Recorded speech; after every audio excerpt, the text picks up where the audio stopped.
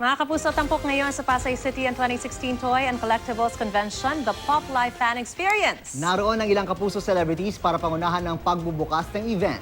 May ulat on the spot si Katrina Son. Katrina?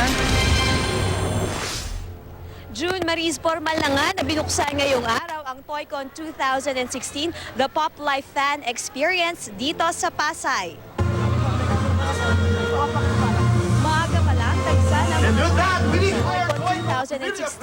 Pinasinayanan ng pagbubukas nito ng kapuso stars na sina Luis de los Reyes ng Magkaibang Mundo at ni Katrina Halili na may upcoming show na Sa Piling ni Nanay. Inescortan pa nga sila ng 501st na binubuo ng Rebel Legion of Star Wars. Masaya naman daw sina Luis at Katrina na naging bahagi ng aktibidad na ito.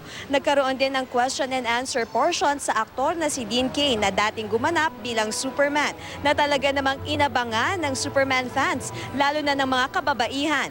Bukod naman dito, pinilahan din ng mga naglalakihang mga robots at syempre pa ang 25 feet na Voltes 5 robot.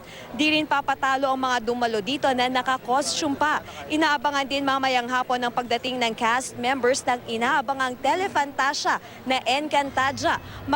Magsasagawa nga rin sila ng autograph signing sa fans. Layunin daw ng ToyCon 2016, the Pop Life Fan Experience, na maging isang napakagandang karanasan ito sa mga pop culture fans.